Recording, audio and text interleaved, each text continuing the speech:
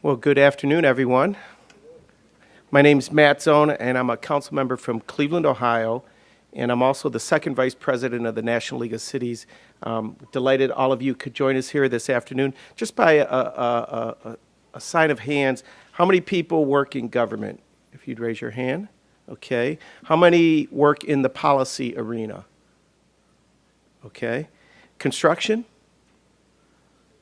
Financing? Okay.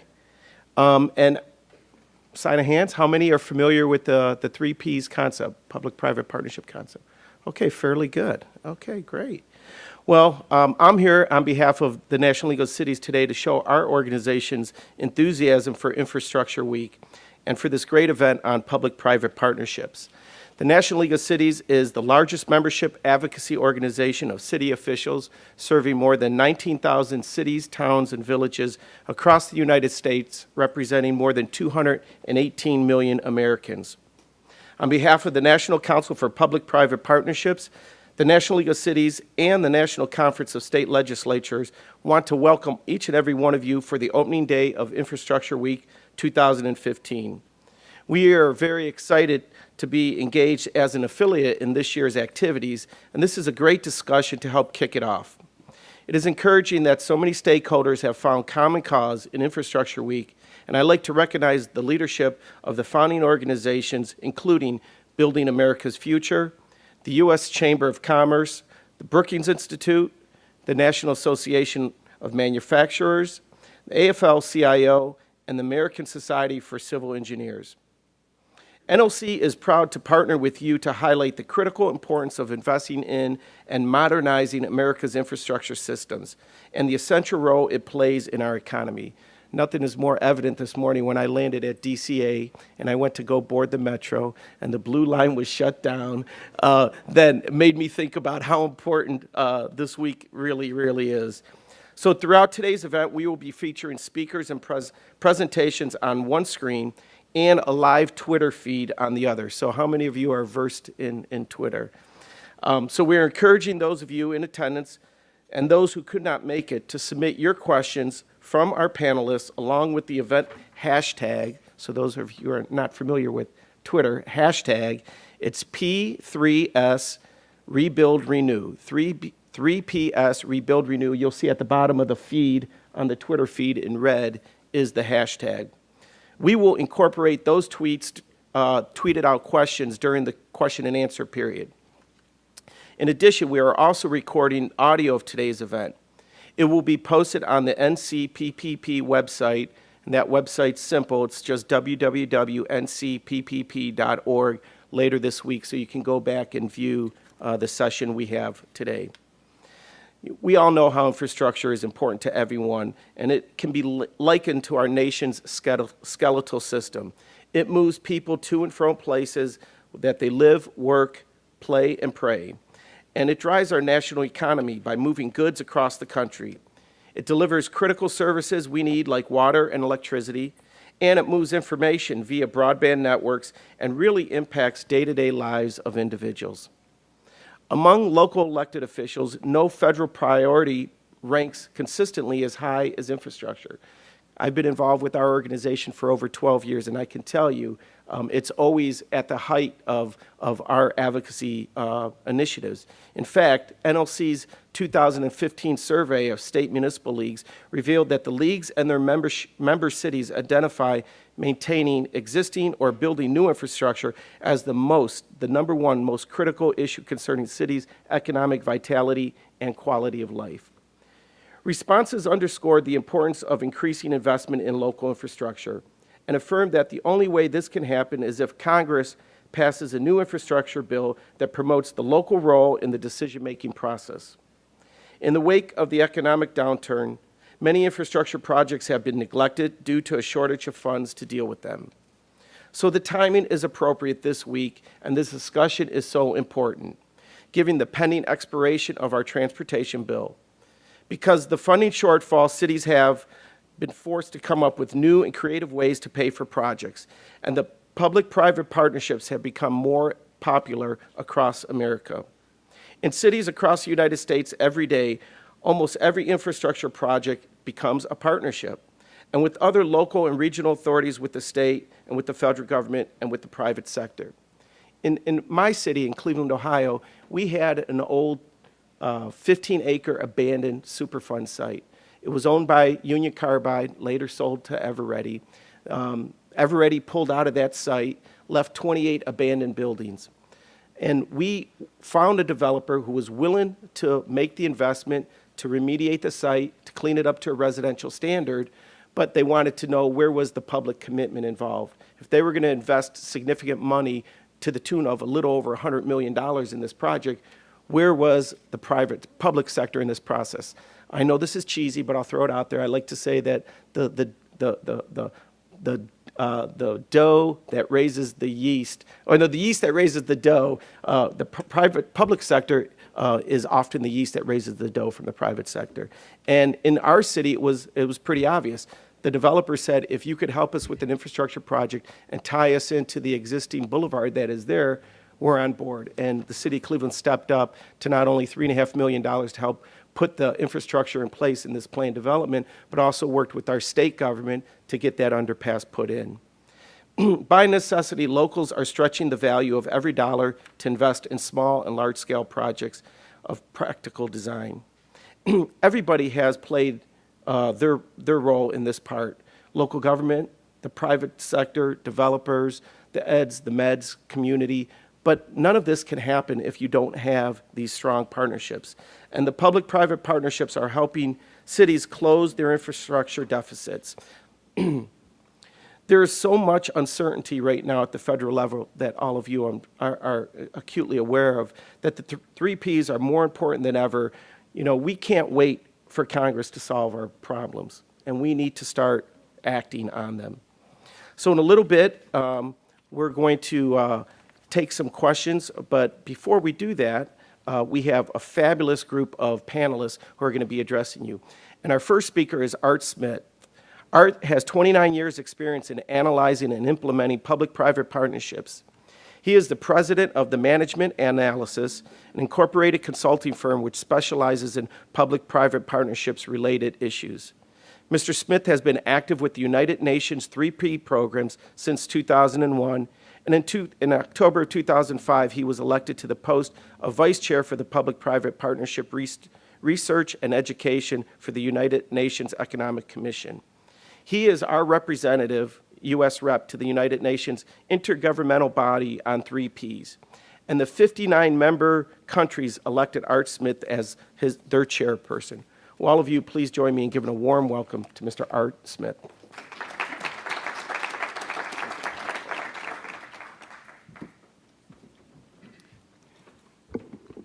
Well, thank you, Matt, and good afternoon, everyone. When we were visualizing this event, we weren't sure what kind of an audience we were going to have, and we made a decision that I'd prepare a fairly introductory level explanation of what P3s are.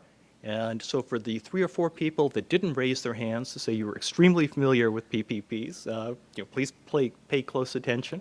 And for the rest of you, please ask me tough questions during the Q&A. So what is a public-private partnership? That term is bandied about a lot these days, and it's used to refer to everything from corporate social responsibility to hard infrastructure projects. And when we at the National Council for Public-Private Partnerships talk about P3s, we're referring to formal contractual agreements between one or more public entities and one or more private companies which will provide infrastructure and or infrastructure-based services in areas that traditionally have been under the purview of the private sector. And in these contracts, we see different features than traditional construction projects. You see that the private sector shares in the risks and benefits of the project. It's not simply a build it, turn it over to the government, and walk away type arrangement. But this definition, which, by the way, you can find on our website at ncppp.org, and I encourage you to visit that website, which has a lot of information about P3s here in the U.S. That definition doesn't really give you a visceral sense of what a P3 looks like. What do they look like? How do they function? Are there some here in the immediate area?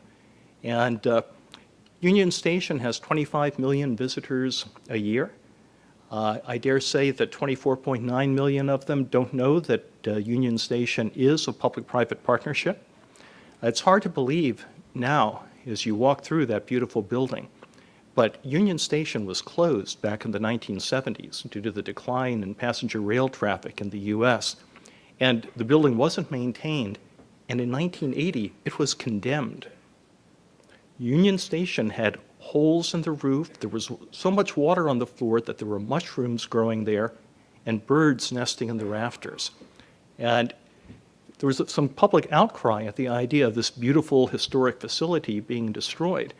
And in 1981, Congress passed the Union Station Restoration Act, which gave the Department of Transportation the authority to use a public-private partnership to renovate the station. The renovated station opened in 1988.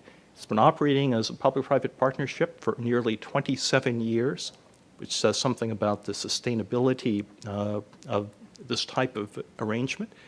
And with 25 million visitors a year, Union Station is the most visited facility in Washington, D.C. So it's been a tremendous success. Many of you have probably driven on the Dulles Greenway. The Greenway is located about 15 miles west of here in Northern Virginia. It's a 15-mile toll road that was 100% designed, financed, constructed, operated, maintained by the private sector. At the end of the contract, the private sector will turn the road over to the state of Virginia. The private sector accepted the design risk of this project. Their sole form of revenue comes from the collection of tolls on this road, which did not work well for the original set of investors. The project was refinanced in 1999, but this risk was absorbed by the private sector, not by the public sector, because of the risk transfer that occurs in PPPs. The James F. Oyster School, right here in Washington, D.C., was created through a public-private partnership. The school is located on 29th and Calvert Streets Northwest, and the original school was built in 1926. And by the mid-1990s, it had become rather dilapidated, and the D.C. government decided that the school would be closed, and there was no money to build a replacement. The parents actually led the drive for a public-private partnership. They went to the school board and city council and the mayor, and they said, you have vacant land that the city owns right next to the school. Why don't we ask what the private sector could do with that vacant land that we could use to monetize the creation of a new school? And they put out a request for proposal. A private developer came in and built an apartment building on the vacant land. And without getting into the complexities of the financing at this moment, the city was able to obtain this beautiful new school, 48,000 square foot facility that opened in 2000 without $1 of public funds being spent other than on the staff time associated with managing the transaction. The 495 express lanes in Northern Virginia. This is a public-private partnership done under Virginia's Public-Private Transportation Act of 1995 as a demonstration of the impact of public-private partnerships. All of the local area jurisdictions agreed 15 years ago that the Capital Beltway needed to be expanded, needed to have additional capacity. In Virginia, the additional lanes opened in 2012. Because Virginia had PPP authority and was able to leverage $1 billion in private financing to go forward with this project. In Maryland, not a single spadeful of earth has been turned to expand the Beltway, because Maryland didn't have PPP authority until fairly recently, and finding $2.7 billion to expand the Beltway was a daunting task. New York Avenue Metro. Just north of Union Station is the infill station built after the completion of the original metro, and it used the creation of a special tax district and private contributions of land to help fund and make this project possible. So we see public-private partnerships occur in different sectors. They have different models. They have different revenue streams. So there's a lot of different ways that these instruments can flexibly approach the solution of an infrastructure need. Now, that being said, there are a lot of misconceptions about P3s which prevent them from being used in some jurisdictions. And perhaps most commonly, we see the misconception that P3s are privatization and they represent a loss of government control. That's not true. A public-private partnership is a formal contract. The government defines the services that will be provided. The government monitors the progression of the contract. And at the end of the contract, in most cases, the government assumes ownership and management of the asset. There's also a misconception in some circles that P3s are a panacea for infrastructure needs. They're not. Not every project is really appropriate for a P3 solution. You need a solid business case. You need a clearly defined revenue stream for the private partners. But that said, they are one of the tools that we should have in our toolkit because, as you've seen, they can be used very successfully. There's also a misconception that P3s are only used for very large projects. In the UK, for example, the rule of thumb has been that you don't use a P3 unless the project costs more than £50 million. But here we've discovered that smaller projects can be suitable for P3. The Oyster School, for example, was an $11 million project. The municipal parking lot in Fredericksburg, Virginia, was built as P3, $6.8 million. So even some of these smaller infrastructure needs can be met with PPPs. And there's also a belief in some circles that government finance projects are always less expensive because of the government advantage in financing rates. But this doesn't look at what a P3 does. It doesn't take into account the efficiencies, the benefit of having a whole life approach to the asset, where the same party is responsible for designing, constructing, and maintaining it, which leads to a better build at the beginning of the project and lower life cycle costs. And it also doesn't consider some of the tools that are available to the private sector to help finance these projects. One thing is not a misconception, though. P3s are complex. And so in order to do them successfully, public agencies need to have the appropriate enabling environment. They need to do careful analysis. They need to execute the project well. And I hope that through the remainder of our discussion today, we'll give you some sense of some of the issues that need to be addressed in doing that. Thank you.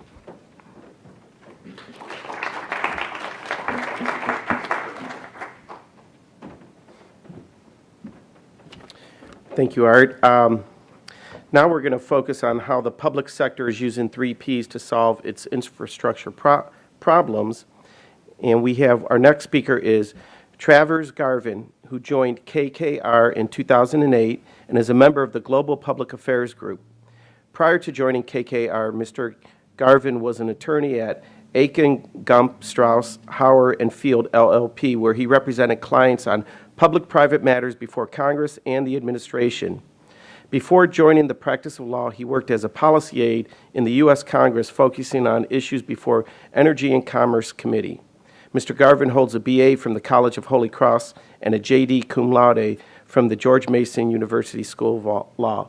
Will all of you please join us in giving a warm welcome to Mr. Garvin. Afternoon, everyone. Thanks again for that kind introduction. Again, my name is Travers Garvin. I'm with the private equity firm KKR. We're a global investment firm. We've got about $98 billion in assets under management. And I was asked to give a brief overview of a public-private partnership that we're involved with to operate the water system in Bayonne, New Jersey. So first, I thought it might be useful to set the stage a bit from the city of Bayonne's perspective. For those who don't know, Bayonne's a city, it's sort of in the New York Harbor, behind Staten Island and in New Jersey. It's got about 63,000 people in it, so not a huge city, but not tiny either. And at the time this partnership was first being considered, Bayonne was dealing with a variety of challenges. One, their water system was deeply in debt. Two, the system needed significant capital upgrades. Three, this one is interesting, the city was actually having trouble finding qualified and licensed engineers to operate its system. Finally, they were facing a significant rate shock. So the ratepayers, there were estimates that the city was going to need to raise rates by something like 28% just to get the city pointed back in the right direction. So, Bayonne started looking for solutions, and I won't bore you with the details of, RFPs and sort of the formalities of the process. But in the end, the option they ultimately chose to go with was a public-private partnership. The P3 involves three parties. One is obviously the city of Bayonne. The second is a private water company called United Water, which is part of Suez Environment. And they've been operating for 100 years in the state of New Jersey, so a great deal of experience. And finally, my firm, KKR, who's essentially the financial partner in the investment, and we have a long history of investing in infrastructure. So basically how it worked was in 2012, KKR and United formed a joint venture to acquire a 40-year water and wastewater concession from the city. KKR provided the bulk of the capital. United Water will be the operator going forward. And obviously, in return, we're entitled to the revenue that's collected during the course of the concession. So if you remember, I laid out four basic challenges that the city was facing, and here's how the P3 addressed them. So again, under the agreement, we made an investment of $150 million, which eliminated essentially half of Bayonne's debt. This put the city in much stronger footing. Shortly after our investment, the city's debt rating was upgraded by the ratings agencies. Over the course of the investment, it is, to the gentleman's point, estimated to save the city about $36 million is how they've estimated this will be compared to how they were doing it on their own. Two, capital upgrades. So there are a variety of immediate capital upgrades to the system. These included things that you would expect, like new pipes, but maybe things you might not expect, like computerized mapping, new safety equipment. To give you a sense of how overdue the system was for upgrade, we renovated the main pump house in the center of Bayonne. The system obviously, or the center had locker rooms and facilities for its workers. It did not have a single ladies' room. It was just assumed that women would never be present in the facility. So they would have to wait, till the men came out and do bizarre shifting. But anyway, just gives you a sense of, the collective sort of, neglect is probably too strong a word, but it was just not a priority for the city compared to some other things. The joint venture obviously has to continue to invest over the lifetime of the concession. The thing that I think is interesting about this aspect, we are contractually obligated to continue investing in the system. So if you're a local mayor, and the mayor of Bayonne, and it comes down to paying the teachers or the firefighters or the parks department or whoever it may be, or replacing another X linear feet of pipe, the odds are the sort of more visible constituents are going to get that focus. This concession takes that out of that process. We are obligated, we can't get out of it, a minimum of $2.5 million a year into the process. Sorry, into the system. As I mentioned, they had a problem finding licensed operators. Obviously, United Water, very professional operation with years of experience and many licensed operators, so we took care of that problem. The other point that I would make on that is United Water was able to bring significant economies of scale. So they have other local cities that they work the water systems for in the region. So they can bring in trucks, equipment, resources from surrounding communities in times of need that the city doesn't have to maintain for itself. Finally, on rates, I would say we set up a system where the rates did go up, but it was much more steady and much more predictable. So they went up about 8% initially, then they took about a 2-year pause, and then they go up by a factor that's got a fixed component and a component linked to inflation. So I'd say this met the basic needs that we had to do. However, everyone involved, the City of Bayonne, United Water, KKR, I think we're very focused on making sure that this really benefited the community, went beyond just the basics, that we did this right for all stakeholders. So what do I mean by that? First, we all agreed that the city would maintain ownership, to the gentleman's point before, of the system. They have control of the operating standards. There's an operating committee that meets regularly, and they hold our feet to the fire in terms of how the system's being run. It's not an outright privatization. Second, transparency. The process by which this came to be was all very public. There were, of course, public hearings, city council votes. In New Jersey, you actually are required to go through several layers of state review to make sure that the transaction is fair and doesn't disadvantage the city. So that all happened. The next point, and I think this is important, is we all agreed that the employees who had been with the system and who had served the city of Bayonne couldn't just get clipped and set to the side. So there was an agreement whereby all the employees would keep their jobs for a year after the process. And many of those were actually slotted into jobs that were promotions, candidly, in different surrounding communities that were operated by the United Water system. So it was sort of an expansion of the opportunities for the employees that were there. The next point, and I think this is actually maybe more significant, is not only did we protect the jobs, at least for a period of time, but I think we actually made the work environment better. The employees went through thousands of hours of additional safety training. They got new equipment, new trucks, new safety devices. I'm not a water expert. I'm not an engineer. This term was new to me. Apparently, before United Water came in, the men, when they were digging a trench or going down to a main, would literally just take a shovel or a backhoe and dig down and crawl down there and do the work they had to do. They didn't use shoring, which are those big metal plates you see. A lot of engineers in the room nodding their heads. They probably all know what I'm talking about. But that was a very basic thing that the city was not doing that the United Water team thought was very necessary. They had netting chambers where the combined sewer overflows went out into the bay. These are to collect the cups and the leaves and the junk that wash down through the stormwater sewers. The men were generally having to climb down into the sewers and do this manually, which was a very dangerous thing. There were waves and tides and the like coming through. We installed fall protection equipment at those sites, where basically those nets now come up to the surface and they can be cleaned at the top, which is a much safer environment for the workers. We installed new meters in the city. This is obviously useful from a revenue perspective. It's also very useful from an environmental perspective. They have several stories of after the meters go in, if you see a house and the water's running at 3 in the morning and it's running constantly, that's probably not someone in the shower or in the bathroom, it's probably a leak. And so whereas beforehand that would take months or at least a month until the bill came around and their water was right up, they could detect these leaks far sooner. Finally, the basic things, but they're worth mentioning, very focused on engaging with the community, whether hosting local businesses for meetings to air their concerns. After Superstorm Sandy, their Little League field was wiped out, and a lot of the United Water employees, who were formerly Bayonne employees, took time to go down and repair the fields. But being embedded in the community, being part of the community is very important to making these things run well. So that's a quick tour. And before I close, a picture's worth 1,000 words, so I brought 2. This is the North Arlington Pump Station. This is where all the water for the city of Bayonne, all 63,000 people more or less, comes into the system. After we made the investment, we had done our diligence, but we came and this was hidden by some other pipes. This was the state and the condition of the pipes that were there. So for those who maybe can't see or it's a tough picture, corroded, any sort of paint or sealant is long since disappeared, very humid down in the chamber. Candidly, sort of a catastrophic event was potential imminently. If we could advance to the next slide, and these are the only,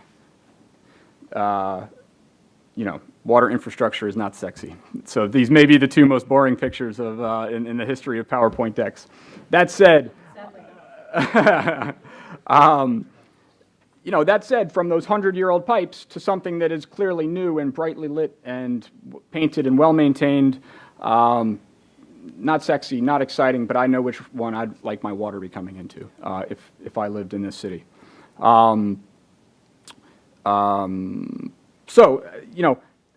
With that, obviously we upgraded facilities, we've done all this.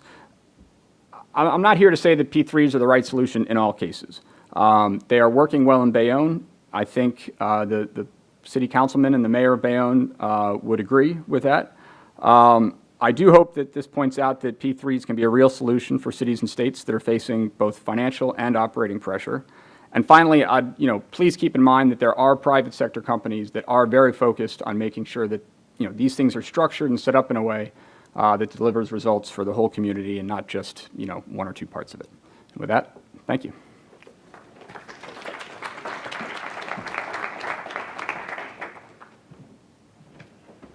Thank you, Travers. So 4 takeaways in Bayonne: $150 million of investment in their system, significant capital upgrades, stabilized the rates, and made a lot of necessary safety upgrades to their system. Our next speaker is Susan Mays. Susan is Vice President for Marketing and Strategic Investments at CH2M. Susan is the chair of CH2M's Women's Network Denver chapter and serves on the Board of Directors for the National Council for Public-Private Partnerships and National Association of Water Companies. All of you, please join me in giving Susan a warm welcome to the dais. You have a PowerPoint? Nope, Okay. I have no slides. I agree, infrastructure is not sexy. And about 3 years ago, we were bringing together 6 companies in a coalition we call the Value of Water Coalition to raise awareness about the importance of investing in the nation's infrastructure. And we did a whole bunch of research, and the research showed, yeah, the public doesn't really, the word infrastructure doesn't really resonate with the public. No shock there. But fast forward to like a year ago, and I moved, and I was invited to join this Facebook group in my little homeowners association, right? And they talk about important issues going on. And you can kind of break it down into 2 or 3 different buckets. One is, I'm new to the community, I need a doctor who's a good teacher, all of that, right? Where do I get my hair cut? Then there's the school thing. Here's what's going on that's good, here's what's going on that's bad, this is where you need to get involved. And then the biggest bucket of everything that anybody talks about ever is public works and infrastructure. Now, they don't call it that. They ask about trash collection and recycling and when the new trail is going to be ready or when the new bike lane is going to be open and when they can expect a snowplow to come. We had 5 inches of snow in Denver over the weekend, and there were a lot of dialogue there about where are our plows, and a lot of jokes about, well, it's May, they probably packed up for the winter. And then they complain about the potholes on their route to work or their route to take their kid to school. And then they really complain when they close traffic to fix the potholes. So, and then they post pictures of traffic. This is the most disturbing thing. I'll sit there and there'll be a picture of somebody and here, look at my view in traffic. Put your phone down. So anyway, so maybe while we're not using the same language, we all are talking about infrastructure. It kind of doesn't matter what your day job is. We're all talking about it. So I'm going to talk a little bit about how people in our communities connect with infrastructure every day. So, backing up, we've heard a lot today. I listened to the webinar this morning with Vice President Biden and Secretary Fox, and they talked about how big infrastructure projects maybe aren't really happening, and Governor Rendell talked about the role that infrastructure investment plays in creating jobs for Americans, and how packaging small projects together into a big project makes it a little bit more attractive, and it can attract competition and reduce costs. And we've talked about design build and design build operate, how that can really speed projects to completion and get wastewater facilities and other projects to market faster. And then already in this session, we heard Art talk about some of the benefits and the need for private investment and private participation in infrastructure. And then we also heard about what some of the obstacles are to making it happen. So I did want to give a shout out to all of the organizations responsible for putting Infrastructure Week together, both at the national level and this particular event. And the reason that I wanted to do that sort of here in the middle of my remarks is that this entire infrastructure community, the trade and professional associations, labor, officials from government at all levels, companies of all types, the whole infrastructure communities come together here in DC and at events around the country to talk about the need to invest in infrastructure. So today is sort of the living example of the role that collaboration really plays in problem solving, and that's what I'm going to talk about today. So collaborative service delivery, the concept of working together across jurisdictions, across levels of government, across sectors, on infrastructure projects. As we talk about building new infrastructure, we also need to talk about breaking down some of those historic barriers to working together, because sometimes that's what keeps a partnership from happening. So historically, if there's been a need for a project or a service, and local government had the luxury of taking it on by itself, it did. And maybe it did so with grants or with loans from the state or from the local government. And as we know, those aren't as forthcoming today as they used to be. So in the tough economic environment of the past several years, local governments had to look beyond their own organizations. And in the best of situations, they're partnering with local non-for-profits, another city or group of cities, a regional council of governments, their county or a private company. They're starting to ask themselves whether the business of their government is to deliver the service or whether it is to make sure that the service is delivered. So we've really worked closely with the International City County Management Association on this topic. And one story I love, even though we had nothing to do with this, we do a lot of water wastewater work, but this was not one of our projects, is 2 towns in Texas, each of them needed a water tower. And so they figured out, well, neither one of us can afford one alone, so they built one together. And it's really kind of an interesting transaction of how they did this, like one of them owns the outside and one of them owns the inside. It's really kind of an interesting project. And it sounds like a really small project, but those are the kinds of projects that are having to happen in, cities every single day. The basic, very basic infrastructure needs that we don't talk about as much because they're not the really big deals. Now I've lost my page here.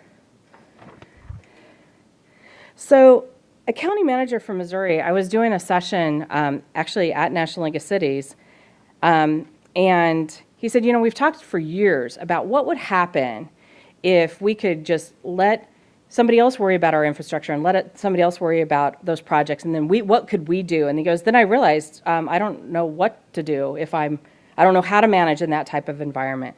So if we want P3s and other types of partnerships to become a part of the solution, I think we have to think a little bit differently, act a little bit differently, and talk not just about why to do it, but how to do it. So I'm going to spend the rest of my time just sharing a little bit of a really little piece of a bigger story about a community where collaborative service delivery is really the rule and not the exception, where the partners are expected. They say this every day. We win together, we lose together. And where continuous improvement and innovation are really part of the job. So I think we all know that deferring maintenance is sort of part of what got us to where we are today. So investing in new infrastructure is important, but we also need to think about the long-term O&M and the critical role that it plays in extending the life cycle of critical infrastructure assets and equipment. So the city of Centennial, Colorado is a community of 106,000 people. I can see it from my office. It was formed in 2001, and at the time they called it an intentional city, and what that meant is we're only going to provide those services that we think we need to provide ourselves. Otherwise, we're going to partner with somebody else and let them deliver them. So they did things like partner with the sheriff's office, and the sheriff provides all of their police services, albeit with a City of Centennial logo on it, but they contract all of that out. And so they had contracted with certain agencies and with the private sector. So the county also performed public works services for them, and for a variety of reasons back in 2007, the city and county had decided that they weren't going to continue this partnership, and the city was going to form its own public works department. But it was a public works department that it never intended to run itself, because it said, we don't want to get in that business. We don't want to buy a whole yard's worth of yellow iron that's going to sit out there most of the year and get rusty, right? They wanted to invest their money in different ways. So after performing a public sector comparator where they looked at what would it cost us to self-perform this and what does it cost neighboring communities, they decided to do a competitive process. And indeed, CH2M was selected to provide public works services, and it includes a range of things, some field services, traffic management, just a number of things in the community. In subsequent competitions, we now do capital improvements, so I'm not even quite clear on what was exactly in the beginning scope and what's in now, but capital planning, which was actually done by another private sector firm, we now provide because they saw the benefit of intermingling the capital and the operational work. We do code enforcement for them.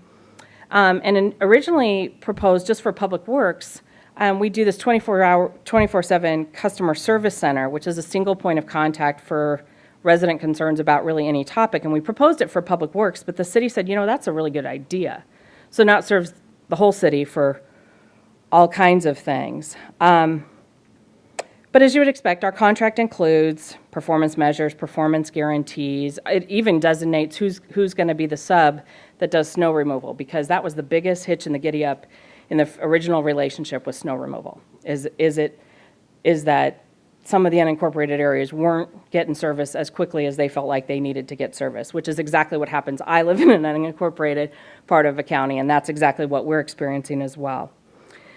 So I think there's really two things about this contract. I'll talk about snow removal first, and I talked about that continuous improvement and innovation is part of how you stay competitive and part of how we need to sharpen our pencil every year to prove to the city that they made a really smart decision in selecting us to work with them. So we knew snow removal was a key factor, but it was also a huge portion of the public works expense. So we applied some technology, and we took the old plow routes and applied these algorithms and just consumer-grade GPS, and we were able to shave off 40% of the time that it took to remove snow in the community. So then the city has a choice, right? What am I going to do with that extra time? Do we plow more often, more frequently, get into the tertiary streets, or do we apply that and do something else with that money? So that gave them a lot of options of what they could do. So they chose to expand services so that they could improve the speed, frequency, and the range of services that they offered. And it also improved community safety and transportation during really hazardous conditions. And so on average, each plow now handles twice the average of what a neighboring jurisdiction handles. I think the coolest thing about the contract is we actually put together this value exchange system for the services that are in the contracts. Because one of the things that happens a lot is the city council looks and says, well, I don't know if I want to commit the next council to this, and what if their priorities aren't the same as my priorities? So we have this exchange system whereby, this is a 5-year plus 5 contract, so we're in this, I think, the second year of the second part of the contract, and we're able to, when priorities change or when conditions change, we can adjust service quantities. So there's a whole table that says this many sign change outs equals this many potholes equals this many lane miles of snow removal. And so if it's a mild winter and there's less plowing, we can apply that to something that's more important in the spring. Or if it's a tough winter and there's a lot more potholes, we can focus on the potholes and leave the signs for another time. So it gives the city a lot of control over where we're investing our time and the money without having to open the contract every single time. So it's no real surprise that in a public works survey conducted in late 2009 using the National Citizen Survey, we had a really high response rate, as surveys go, and 79% of those who returned the survey ranked the overall quality of life in the community based on the public attributes we gave them, good or excellent.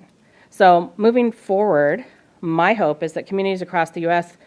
kind of continue to form these kinds of innovative partnerships to attract and serve residents in their communities. And I think all of us in rooms like this and the 79 other rooms like this that are happening across the country this way, if we look to collaborate more closely the other 51 weeks of the year, everybody from policymakers to the public, that I think will do a lot better towards making an investment in America's future. Thank you.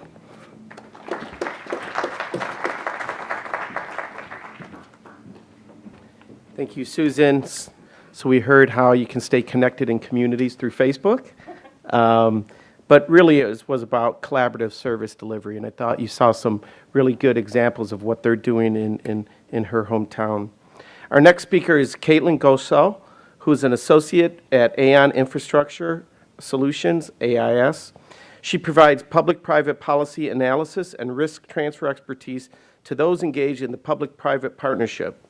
Previously, Caitlin was Program Development Director at the Congress for the New Urbanism and national policy organization and has an experience in urban planning and infrastructure development. Caitlin has also worked as a mayoral fellow for Mayor Rahm Emanuel in Chicago, where she focused on transportation policy issues during the mayor's first 100 days in office. So you solved all the pothole problems in Chicago, right? Well, all of you, please join me in giving Caitlin a nice, warm welcome. Hi. Thanks very much for your time. And PowerPoint change. okay, great. Yeah, so I do have a couple of slides. So let's see. Okay, great. Excellent. So, as was described, I work for Aon Infrastructure Solutions, and we're a P3 risk advisor. And usually when I bring up the fact that I'm an insurance advisor, other people turn away and they start running away. But actually, we have a great story to tell, and I hope to describe a project that we've worked on that illustrates the value of risk transfer within a public-private partnership. And Aon's worked around the world. It's a massive global company. And we have had tremendous experience with public-private partnerships in Canada and the UK. And in those markets, one in four infrastructure projects are delivered using this method, which is really interesting. In those markets, they've been using P3 for many years. Here in the United States, it's a method that continues to be developed and explored in a lot of different ways. And our group feels we have a rosy forecast for P3 in the United States for a couple of different reasons. I just want to explain this chart a little bit. Our group focuses mostly on design, build, finance, operate, maintain projects where private finance is leveraged for public infrastructure. And so this chart focuses exclusively on those types of projects. And what it shows is that while the U.S. Has a kind of spotty history using P3 for these types of projects, we do see in 2015 a number of projects to close, and to reach financial close. And we see the U.S. market as being one of the largest P3 markets in the world, or we anticipate it to be that. So, we expect the P3 industry to grow in the United States for a couple of different reasons. One is that there's a critical infrastructure need. That's why we're assembled here for Infrastructure Week. And P3 can be one of the many tools in a toolbox for addressing and addressing that need. We also see that, more and more people are starting to recognize the benefits of public-private partnerships and are starting to see that, that the tool brings many more benefits other than just a very low-cost project. It actually brings efficiencies and many of the things that the speakers have already addressed here to a public infrastructure asset. So Aon plays the role of a risk advisor, and I'm a little biased here, but I think risk is the central feature of a P3 project. And then the risk that is transferred from the public sector to the private sector has a great value, and it is quantifiable. So in a traditional bid-build procurement, there are many risks that the public owner, retains, like the design, the financing, sometimes the demand for the project if it's a toll road, the life cycle, the operations, the maintenance. In a P3, however, all of those risks are transferred to a private group, a consortium, or a special purpose vehicle, and they are responsible for those risks. So generally, the golden principle for P3s is that, or for risk management, is that risk should be assigned to the right people and for the right costs. So I want to just talk about a case study, the Rapid Bridge Replacement Project in Pennsylvania, that I think illustrates, the value of risk transfer. So how many people are familiar with this project? Have you heard about it in the news a little bit? Okay, great. So it's fairly new. It reached financial close very, very recently. We'll have to keep an eye on how this project progresses to see its continued benefits. But I think at the outset, it shows a lot of promise. It's a $900 million project. It actually bundles about 600 bridges across the state of Pennsylvania into one central contract. It's a 25-year concession term. And it is a design, build, finance, operate, maintain project. And its target completion is in 2018, which is pretty amazing that nearly 600 bridges could be rebuilt and maintained nearly immediately.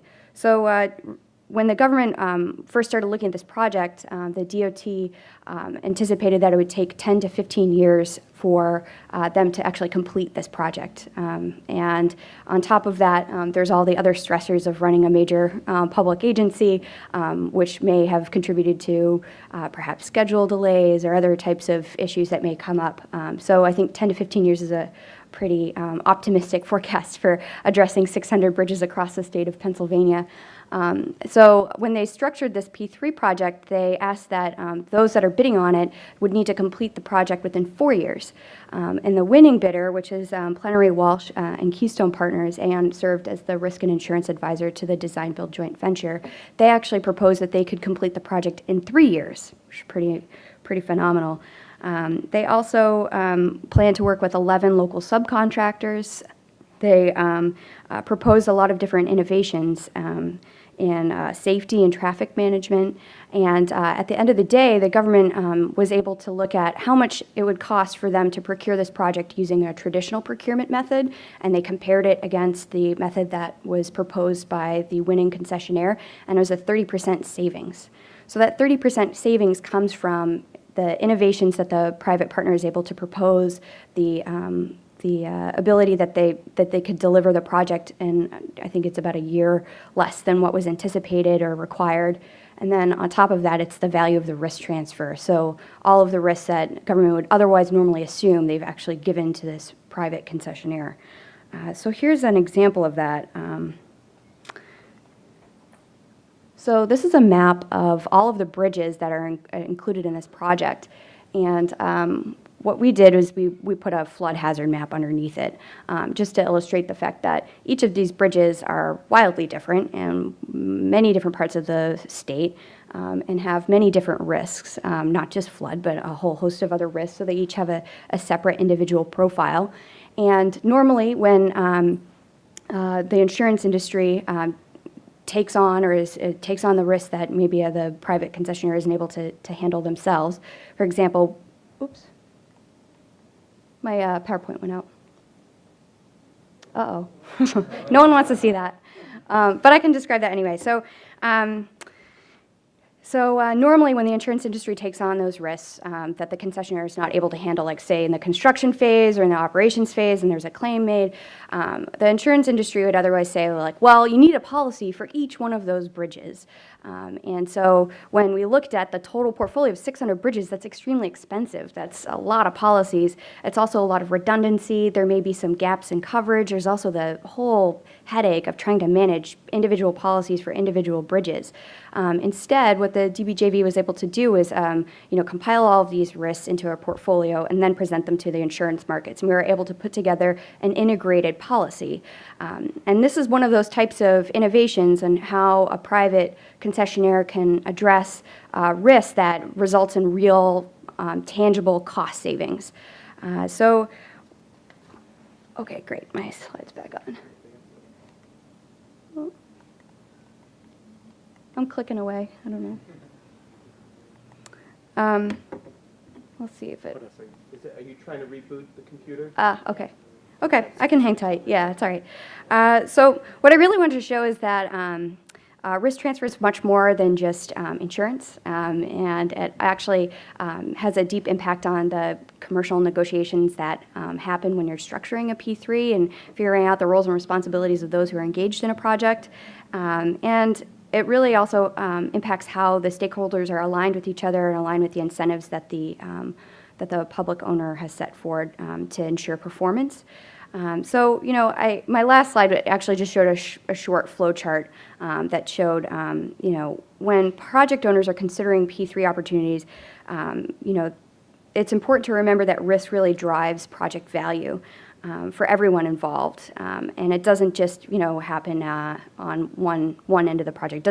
Risk transfer, understanding risk doesn't happen just at the concessionaire level. It doesn't just happen at the project owner level. It's actually a dialogue between all of the stakeholders that are involved, and I think educating people who are involved in the project goes a long way, and creating a project that has some great value and can offer efficiency and great cost savings to a project owner. So that's it. Thanks very much. Oh, okay. And we'll make sure that the slides we'll have available on the webcast. It'll be up after. So a couple takeaways from Caitlin's conversation: risk transfer, and the 3Ps concept really shifts that risk from governments to the 3P partner. Our next speaker and last speaker is Representative Ed Soliday. Ed serves as the 4th House District in the Northwestern Indiana. He has served in the Indiana legislature since 2006 and is currently chairman of the House Committee on Roads and Transportation. He's going to be a great speaker. Representative Soliday has played an integral role in creating an environment for the public-private partnership in Indiana and has championed the use of P3s, across the state, including support for 2 cross-state border agreements with Illinois and Kentucky. Prior to joining the state legislature, Representative I'll just go on. Had a storied career over 30 years in the aviation industry, serving as a commercial aviator pilot, a Vietnam War helicopter pilot, and most recently the Vice President of Safety, Quality Assurance, and Security with United Airlines. Will all of you join me in giving a warm welcome to Representative Soliday.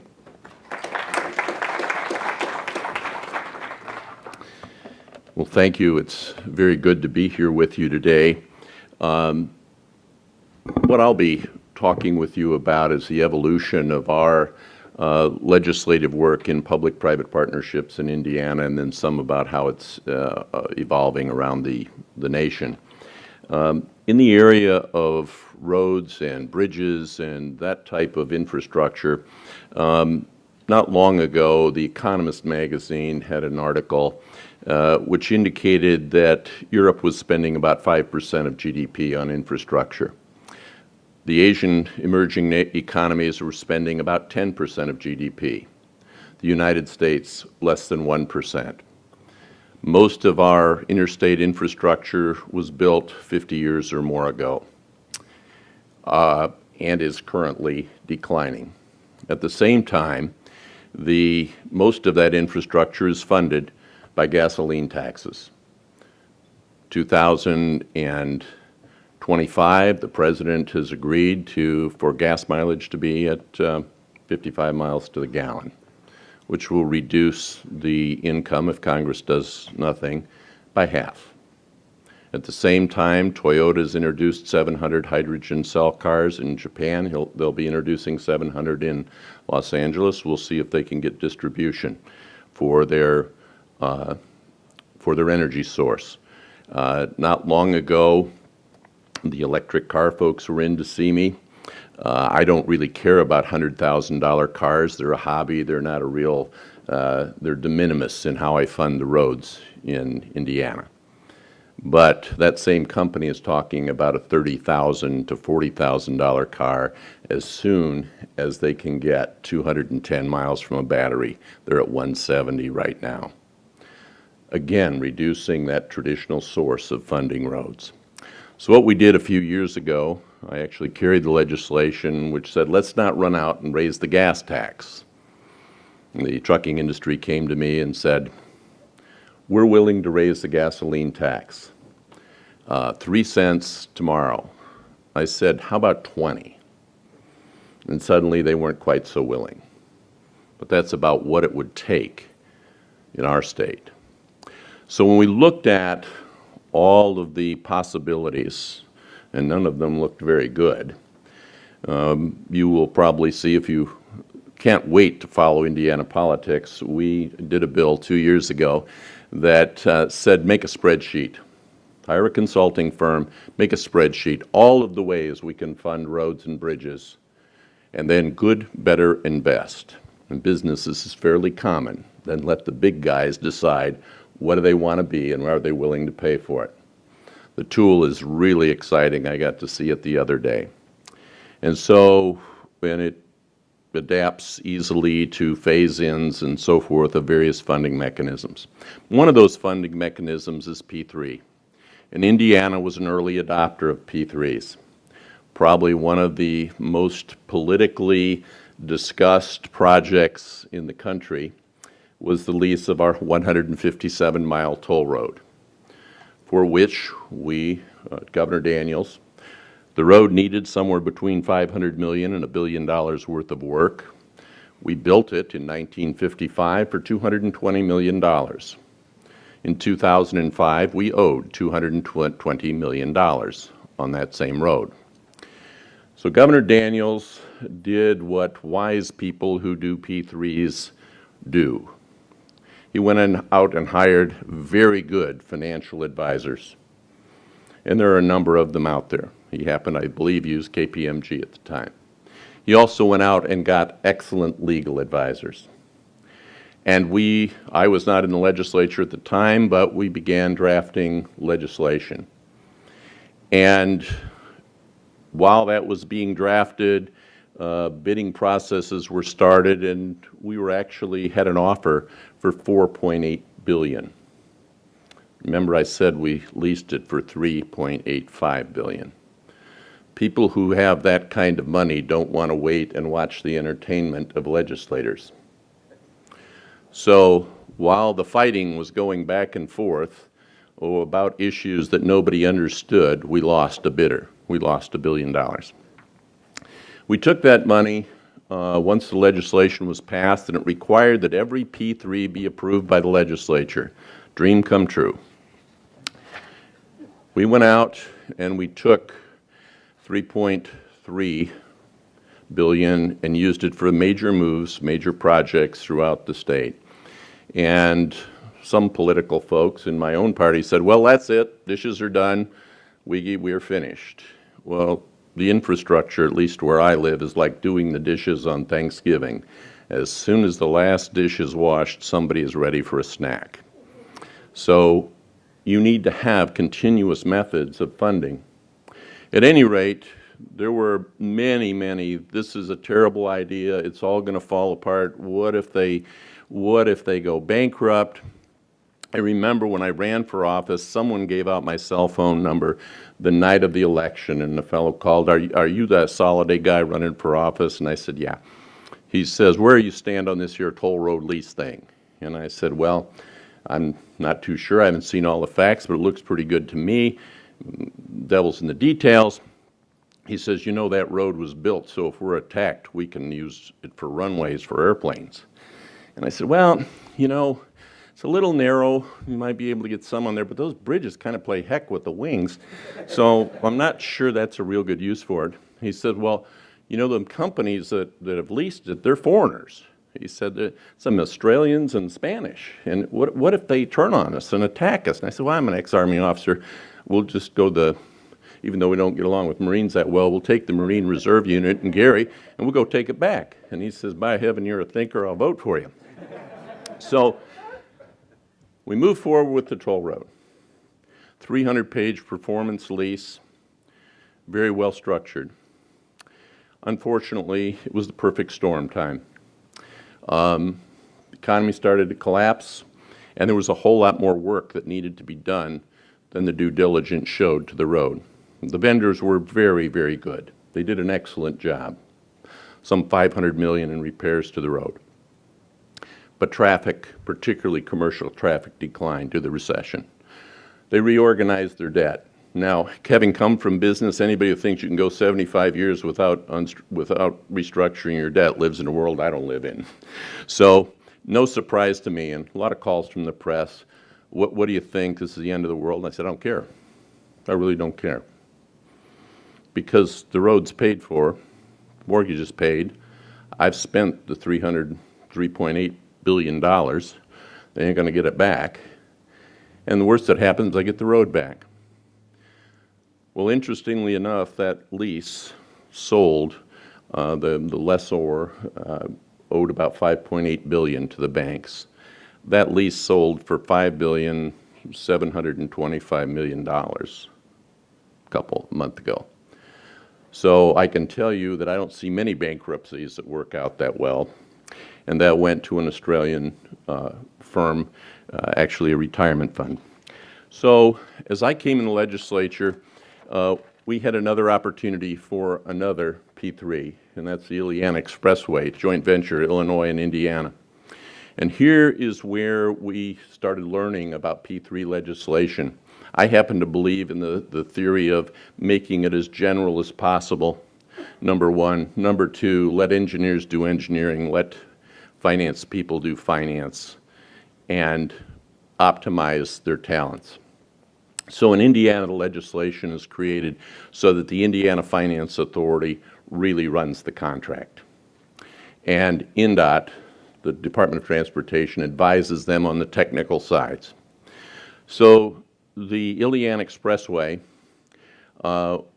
was under the old legislation that said you had to have legislative approval, and what a fight it was gearing up to be. Well, in the end, we made a deal between us and the other party, and we said, this is crazy. We're going to get less for it. It's a whole different world. You can't get a zero-risk P3 unless some of the other folks on the panel know something I don't. As a government, you're probably going to have to buy about 25% of the risk right now. Now, that may change. Availability of money, all kinds of things change. So you need legislation that's flexible and can respond to the market. So as we did the Iliana, the big thing we learned was Illinois had written P3 legislation and had probably not read the NCSL toolkit manual as closely as we had, and we had a lot of difficulties linking those two up. Once we finished with the NEPA and so forth, Illinois got a new governor, and he said, I don't know if we ought to do this. And so that project is sitting there. We're ready to go. It's there. But it helped us change the legislation. The third P3 we've done, which is moving extremely well, and it's a model that you can look at, and that there were two bridges that were worn out across the Ohio River, and we decided to do a joint venture with Kentucky. But Kentucky, to this day, to the best of my knowledge, still doesn't have P3 legislation. So what we did, thank heaven there were two bridges. They're building one of them that is by the traditional method of finance. Ours is a P3. And our P3, quite frankly, we've come in about 23% under estimate for cost, and we're about a year early in construction. And quite frankly, one of the great bills this year was to name the bridge already. So it was really easy with Kentucky, Abraham Lincoln. Thank heaven we didn't have to name it after anyone else. So that project is a model, and it is a little different. It's a quasi-availability payment. We're going to collect the tolls through a third party, and we're going to pay for them to design, maintain, operate the bridge. Then we have the third type of P3, and that's I-69. It's designed in 5 segments. 6 segments. We're on segment 5, and that's going to be a pure availability payment P3. We will pay it out of general revenues. Now, here is the issue with P3s. We have an operating bias in Indiana, rightly or wrongly. You can all argue about it after I'm gone. We have a AAA bond rating, and we're not willing to give it up. It helps us with all kinds of other finance. So with that operating bias, there are just so many P3s you can do, and you start affecting your bond rating. So we talk to the bond folks very regularly before we put together P3 projects. But this one's going forward, availability payment project. The last of the P3s, we just changed our legislation this year, where it used to say road, bridge, road, bridge, road, bridge. It now says facility, because we're preparing to do a hospital and, believe it or not, a microwave tower. Now, the biggest difficulty in smaller P3 projects, and my panelist friends may disagree with me, is that, as was mentioned before, P3s are complex. And the financial work and the legal work required is expensive. Now, one of the things we've been playing with is how can we scale this to a local community and do classical P3 financing, but apply it to local road projects, hospital projects, and so forth, and make the legal and financial work affordable. Now, many states are playing with P3s. There were 29 states in 2010 that had P3 legislation. 4 new ones in the last 5 years. And quite frankly, one of the issues that comes up with P3s, because people love to argue about things they don't understand. So one of the big arguments in Indiana was how much public input do you need? Now, most P3s, you have to do NEPA studies. I mean, you can build a road and do it pure P3, but sooner or later it has to connect to something, and as soon as you build the clover leaf that connects it to an interstate that has federal money, you're doing tier 1s and you're doing tier 2s. And those things require a lot of public comment and public input. And if you've been through this at all, pretty soon after the 5th meeting, you realize it's all the same faces. So you're really not, with 7 or 8 or 10 or 12 meetings, you're really not getting any new input, no matter how hard you try. So what we did with the legislation, and other states are starting to do this now, because the legislature wanted its finger in the roads, in these P3 type roads, what we did when I wrote the new legislation, we made it a review by the Budget Committee. And so there are 3 events where every P3 has to come before the Budget Committee. You notice I did not use the word approval, a very nasty word that has more than 4 letters. So you have to keep them informed. And they do have budgetary control, but you don't wind up with all of the committee hearings and so forth. The only thing we have left that the legislature has to approve, and that is converting a current highway into a tollway. And that's a major event because of limited access and so forth. So we thought that was a good compromise. It's working well for us. We will see how it works. A couple of our highways we're contemplating P3s are additional lanes in I-65 and I-70, about a $5 billion project. We would probably, looking at where our budget is today and what it projects out to, we'd probably have to figure out a way to P3 those lanes, and we would probably have to toll them. So that particular event we may have to work through the legislature with. But it's interesting, Virginia did some major tweaks to their language this year, and theirs requires greater proof of greater public interest than currently does.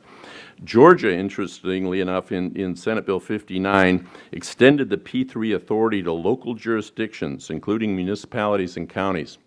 So if you're, again, being a legislator, there is this tendency in legislative people to be paternalistic. I know none of you have noticed that. So this is a major step by Georgia in allowing local people who run for office just like I do and are probably more accountable than me have some authority to move forward with P3s. And as I mentioned, we actually did a change to include facilities, and to avoid the debate, we just stuck it in the budget bill. I know that's sausage making, but nobody votes against the budget, and at least of the majority party, we don't vote against the budget. So just to avoid all of the hassle and all of the debate about whether you should P3 a hospital or not, we just stuck the language change into the budget. So that's kind of where things are legislatively. As we've watched our legislation evolve and work around the community, I think the takeaway is, as you talk to your legislators, or those of you who are, the broader you can write the legislation, the more room your financial people have to work within a changing environment. So the things that worked in 2005 don't work quite so well in 2015. So if you have the breadth in that language that allows them to work within it to optimize the revenue, optimize the risk sharing, you're going to spend a lot less time debating what the right answer is. So with that, I'd be happy to answer any questions, and thank you for having me.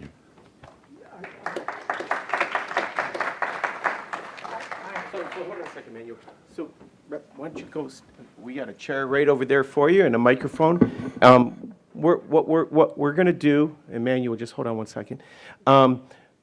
So a great segue. We're going to ask, when you go, if you'd like to be recognized, we have somebody in the audience who will come up and hand you a microphone. State your name and what company you're from, or where you're from, and direct your question, whether it's to the whole panel or an individual person. First question.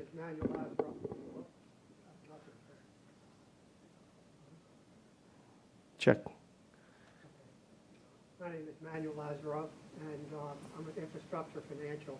You notice all the P3 discussion has been at the state and local level, nothing at the federal level. So when you go back to Congress, I hope you can do something with budget scoring, CBO, and OMB, and maybe we can get some stuff done at the federal level as well. So that's a question.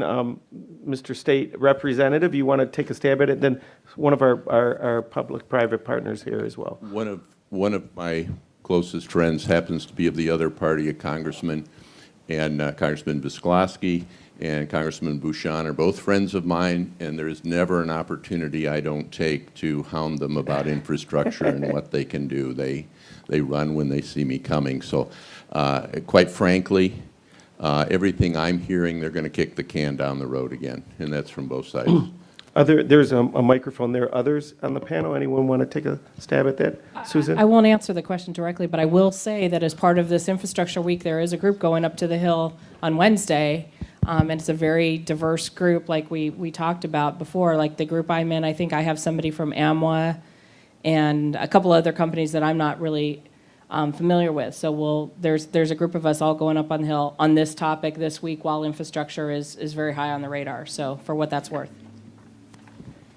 It really is kind of dismaying, the lack of enthusiasm we've seen at the federal level. And it's a bit paradoxical because one of the most successful PPP programs anywhere was the PPP program to revitalize our military family housing, which eliminated a deficit of $15 billion in reconstruction and renovation costs. So we have a tremendous example at the federal level, but we've yet to replicate it across other sectors. And I have to say I am a little skeptical that we'll see much activity over through the current Congress. I'd love to be proven wrong, but I think we may have to wait a little bit for that. It's alleged, not proven, but especially with the military, that the civilian employees really don't want private investment in public infrastructure because they view it as a threat to their job security. And the military people are too busy dealing with troop issues to be focused on it. So you can't get a colonel at a base to focus on wastewater treatment.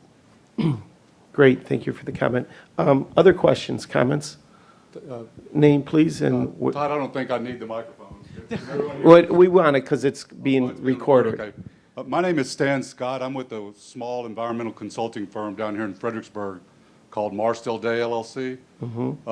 Actually, at the federal level, Congress in the last couple of National Defense Authorization Acts included language that supported the creation of intergovernmental support agreements between local governments or state governments and military installations or the services. That generated some discussion at the Defense Department and at least one formal program with the Air Force, which I helped to manage for our company called the Air Force Community Partnership Program. This program is so far focused on these IGSAs. But one of the things we're trying to do, we're really exploring, is whether or not we can include the private sector in some of these, what we used to call P4 and now AFCP projects.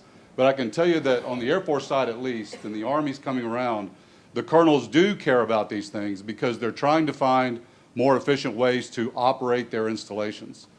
So far that is working with local governments, but we're looking for ways to do that with the private sector. It's one of the reasons I'm here today, is to try to learn a little bit more about how you folks do this. I'm familiar with Virginia because I live here, but I just wanted to mention that this is happening at the federal level, at least on the Defense Department side, especially in the Air Force, but also with the Army and to some extent the Marine Corps. Great. Any reaction?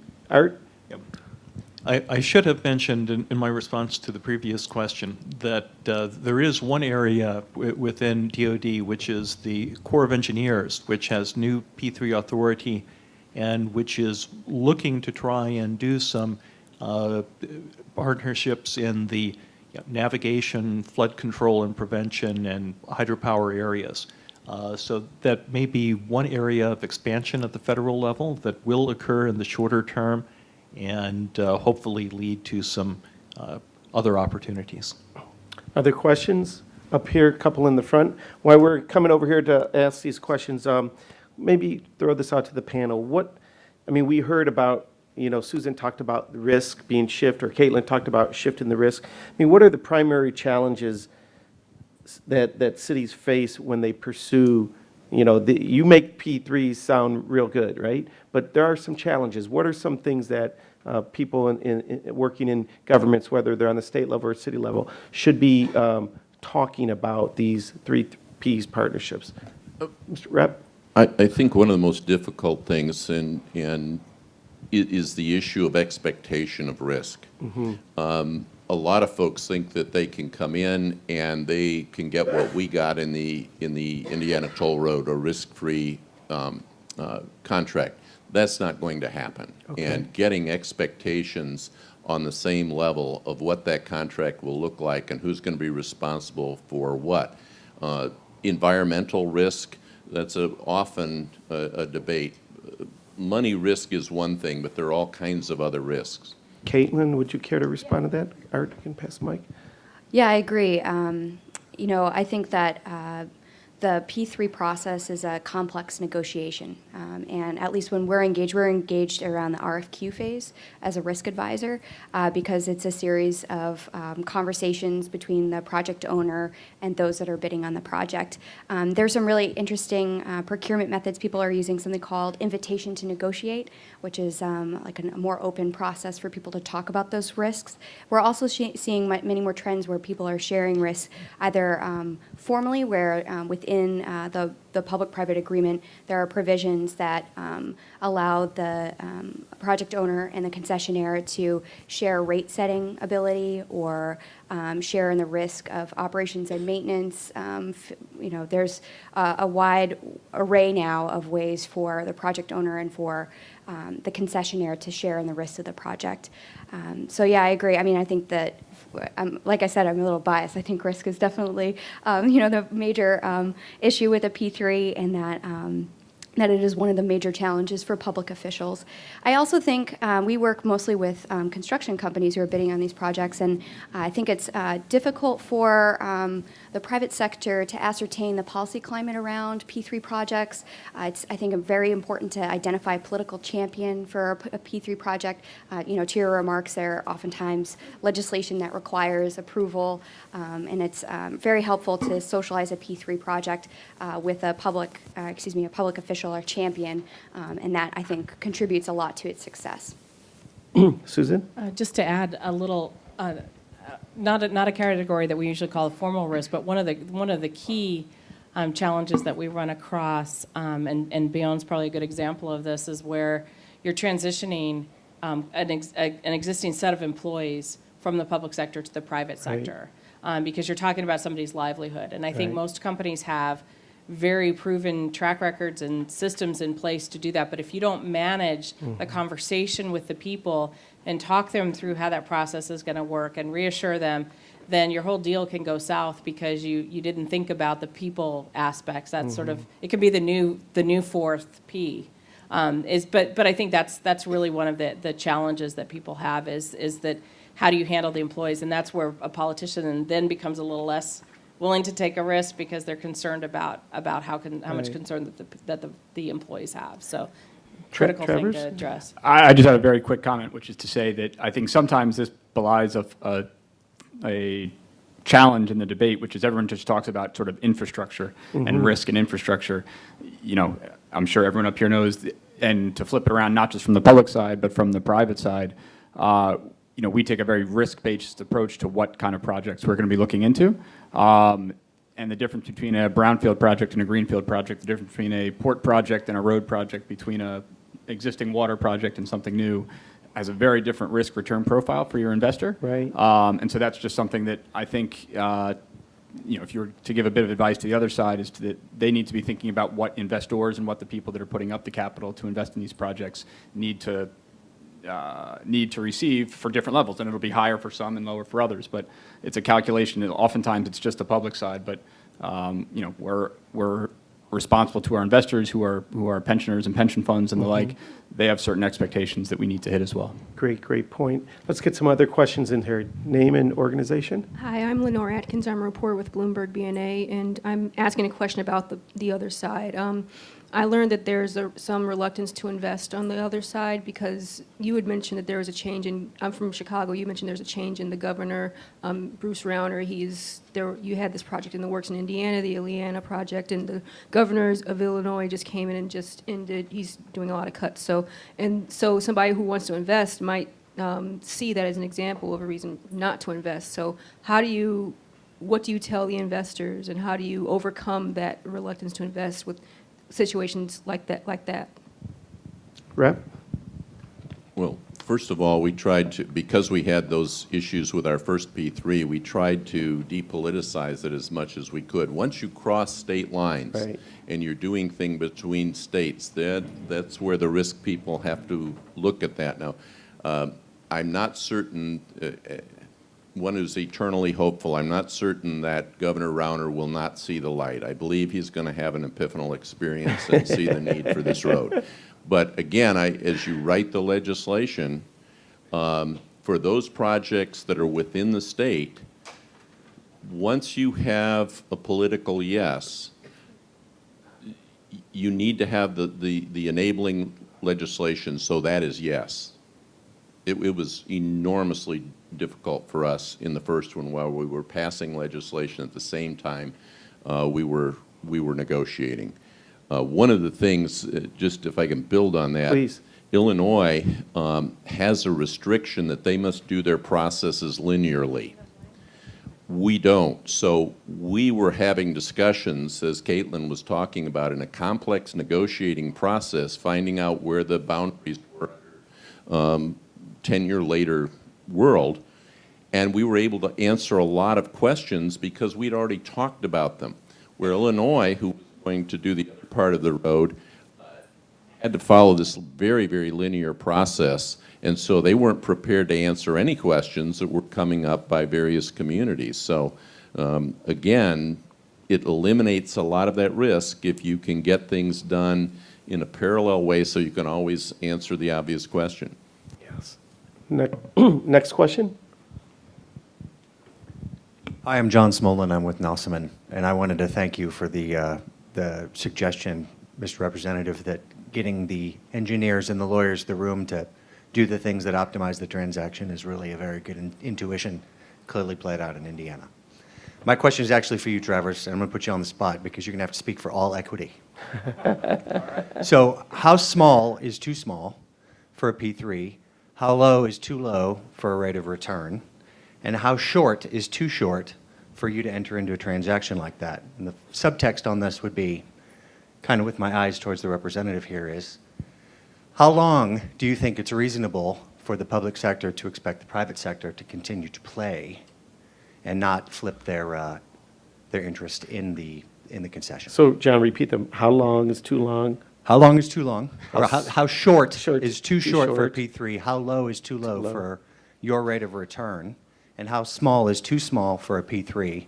And how long should you have to stay in? Again, irrationally expecting you to speak on behalf of all of equity. Sure. Trevor? Sure. So I will try to at least start with KKR, and then maybe we can jump from there. But look, in mentioning that we have a risk-return profile, I think most people associate KKR with, and rightly so, leveraged buyouts and higher risk, higher return, and shooting for bigger returns. Very much consciously and very much by design, our infrastructure fund is geared to a lower return. That's what our expectors want. They want lower risk. They then understand that there will be a commensurate lower return. For us, hard to handicap exactly. We would probably call that the low teens is something that we're looking for. I think most funds, most private equity funds are roughly 10 years, so they're going to have to sort of turn that capital, if you will, within roughly 10 years. Infrastructure funds, in many cases, are slightly longer, so they can be structured longer. You're starting to see more investors and more particularly, our partners, our limited partners, who are the state pension funds and the like, take longer profiles for some of these sorts of things. In terms of how small, that gets challenging. I mean, I think You talked about the school, $11 million. That wasn't that yours, wasn't that us. was- So we did an investment similar to Bayonne in Middletown, New Jersey. It was roughly, it may have been just under $50 million. For something like a water investment, I think that is probably sort of close to where, close to the bottom. I'm not saying it's an absolute. Part of these challenges, I would say as well, and this goes back to my previous point, there's a real challenge, and I think this, again, kind of goes underestimated a little bit, choosing where to, as the investor, choosing where to place your time and energy. So one of the things I recommend to folks when I'm speaking a lot on the public sector side is understanding that you want a broad universe of bidders to try to get the best price. So you want a lot of competition and battle for price. The more folks you have in that pool, the harder it is for each individual to spend a lot of time and sort of give you a more confident price. And what I mean by that is if you're one of two, you can spend a lot of time on legal resources and accounting and tax and all the things you have to do to make a very confident, aggressive bid. If you think your chances are 1 in 5, that's harder.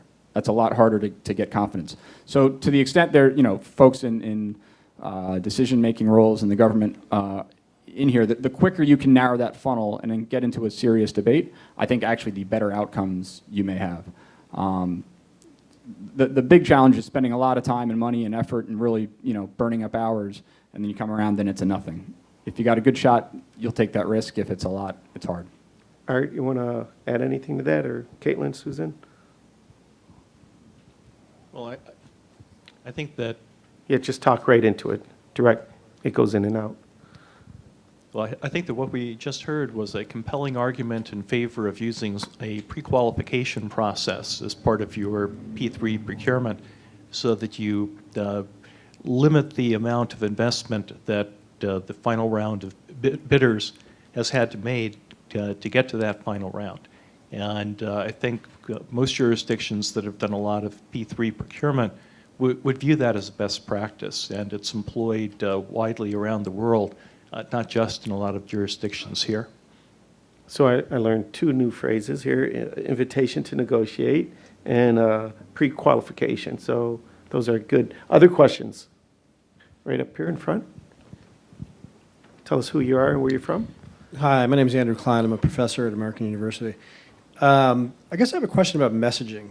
I teach a class in public-private partnerships, and the first third of the class, we talk about infrastructure, how do you build a bridge, how do you build a road using private finance. And then the last 2/3 of the class, we talk about development and how big U.S. multinational corporations are stepping up to do big projects around the globe. Coca-Cola saving, the 7 largest lakes in the world. And I'm wondering why the communication here is less about policy and more about traditional methods of PPPs. And I guess what I'm asking is, why aren't we talking about this as the needs in this country around infrastructure, around water, whatever the needs are, and why and how corporate America isn't or can't or shouldn't be stepping up to the plate like they are internationally here at home? Excellent question. Panelists, want to take a stab at that? I think messaging matters, right? How you communicate and how you deliver it matters.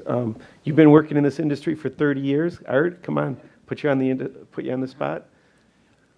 I'm not entirely sure I understand the focus of the question. You're asking about why we have less private participation in infrastructure here than in other countries?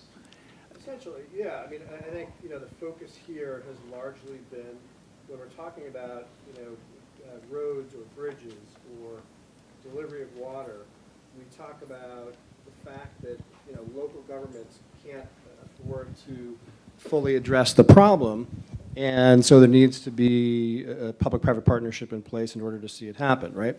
But when we talk about problems internationally, and a lot of them are quite similar, by the way, we talk about how U.S. companies are stepping up and essentially donating money to fix the problem.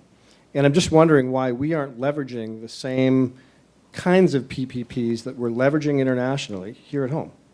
Great question. So take a stab, and then we'll let Manuel Should have been the sixth panelist here. Art, go ahead. Well, I think that part of it is that on the public sector side, we haven't established the enabling environment to involve the private sector. If you look at states across the country, you see a hodgepodge of states that do have a PPP law in transportation and those that don't. Those that do allow water PPPs and a handful that don't. And across other sectors, we see a similar mix. And so it's a very fragmented environment. It's a difficult and expensive one for vendors to focus on. If they want to focus on state-level P3s, they have to familiarize themselves with different laws in every state because no two are exactly alike. Whereas in most other countries that are heavily engaged in P3s, you have a single law or regulation, as in the case of the UK, that establishes the framework, and you've got a pipeline, a large pipeline of similar types of projects that are coming through. And that's very attractive to investors. You don't want to invest a lot of resources in a one-of-a-kind project in a particular locale.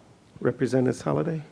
I'm still not sure I understand the question, but if I understand it one way, if a large American corporation is going to build a road in Kenya, why don't they build one in the U.S.? I would say, first of all, the folks in Kenya don't have near the resources we have. The average Hoosier pays $208 a year in taxes for the use of the roads and bridges.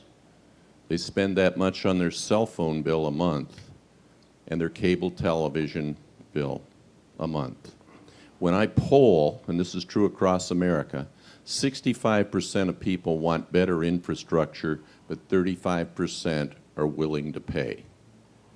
Now, when you talk about getting goods and services to market, people to school and to the doctor, for a 12,000 mile a year car, $208, and we're going to ask Coca-Cola to pay for it, I think they're going to say, hey, wait a minute. There's no comparison to the need in Kenya to the need in America. That's fair. Other comments or questions? I We actually have have one in the back here. sorry. Caitlin, right here, please, and Great, then thanks. we're going to go back.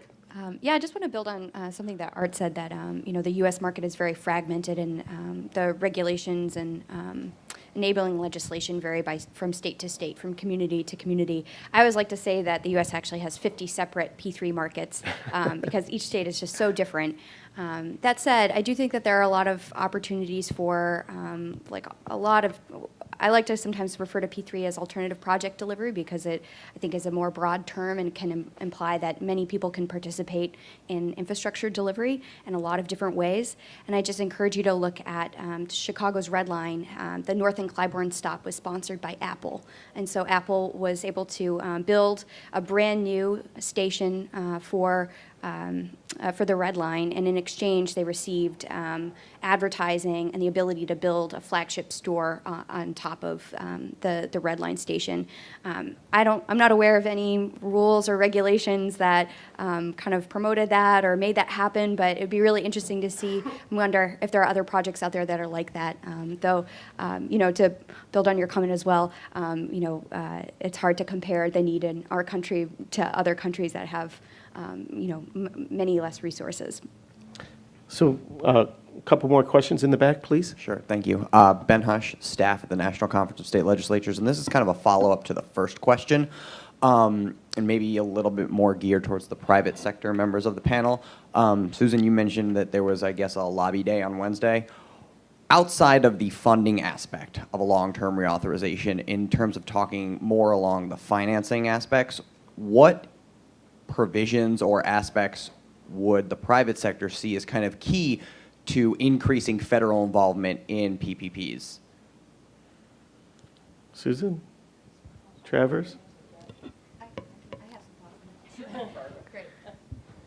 Yeah, I'm very interested in the financing tools that could possibly be expanded through Federal Surface Transportation Bill and a lot of other ways to to encourage federal investment in infrastructure. And there are two things that I'm most interested in. I can't necessarily speak on behalf of all my clients, but on behalf of myself. I'm really interested in the qualified infrastructure or private activity bonds. That expands private activity bonds to a wider variety of assets, and I think that would really greatly enable P3s to be used for many more projects outside of transportation. And I'm also really interested to see, and I think this requires some blue sky thinking, but I'm very interested to hear if the interstates could possibly be tolled. I think that also could generate revenue that would be very useful with using a P3 model. So those are the two items I'm looking for when it comes to financing innovations that could expand the support for P3. I would just echo the comment, I don't think it's a silver bullet or anything like that, but a piece of the puzzle could be these qualified public infrastructure bonds. It's an interesting concept.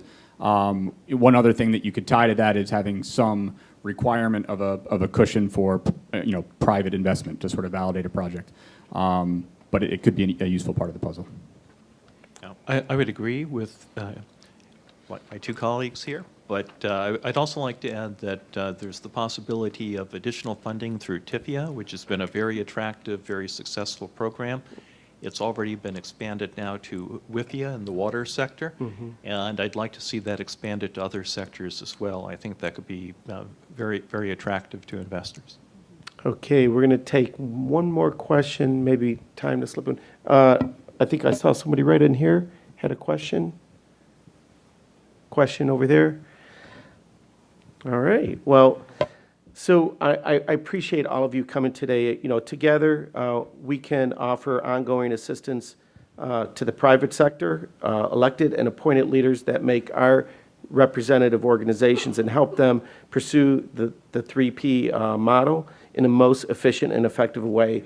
Just another reminder that today's audio of the event is going to be posted on the NCPPP website. Again, www.ncppp.org later this week. And on behalf of our partners, National League of Cities, the National Conference of State Legislatures, and the National Council for Public-Private Partnerships, I want to thank the speakers for their time. Let's give our speakers a nice round of applause. I want to thank all of you for coming here today, and we look forward to seeing you next year at Infrastructure 2016. Thank you all for being here.